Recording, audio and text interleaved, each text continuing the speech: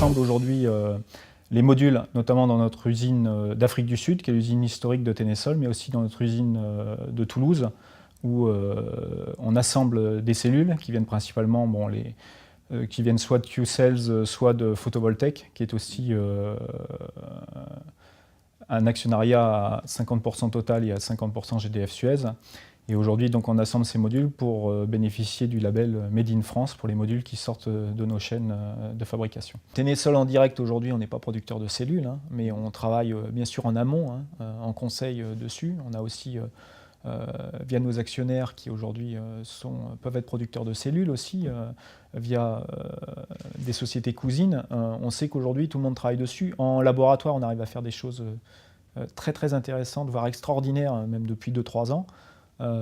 L'enjeu, c'est l'industrialisation de ces systèmes aujourd'hui. Effectivement, ça va aller très vite, je pense. Les rendements des cellules, on en entend partout, chacun y va de son petit record toutes les semaines.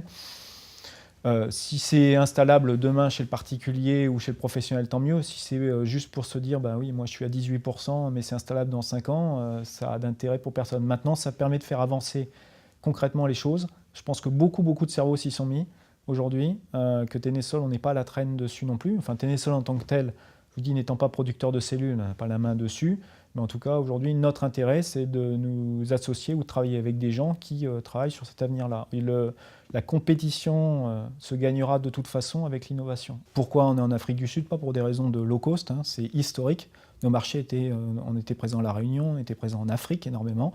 On avait un intérêt à être présent en Afrique du Sud pour des raisons de proximité. Aujourd'hui, on fait très attention justement à ne pas installer des panneaux faits en Afrique du Sud, des panneaux en France. Le coût de la masse salariale, ce n'est pas ce qui vient aujourd'hui gréver le coût du produit final assemblé.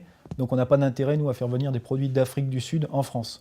On a un intérêt à mettre des produits français en France. On a décidé dès le départ que ce serait du Made in France pour le particulier. Et je pense qu'aujourd'hui, c'est comme le courant hein, qui va dans le chemin le plus rapide. Aujourd'hui, on a tout intérêt, quand on installe à Périgueux ou quand on installe à Brest, de les faire venir de Toulouse plutôt que d'Afrique du Sud. Après, l'Afrique du Sud remplit complètement son rôle. Hein. Aujourd'hui, on est producteur, on fait 170 MW de production. Donc c'est plus 60% hein, quand même de 2009 à 2010. Aujourd'hui, on fait 50% du marché à l'export. L'export est énormément alimenté par cette usine d'Afrique du Sud, et c'est une bonne chose, je pense. On a un vrai historique là-bas, et aujourd'hui, la production est à 85 MW au Cap et 85 MW à Toulouse. On se veut être un acteur mondial, ce que tout le monde fait.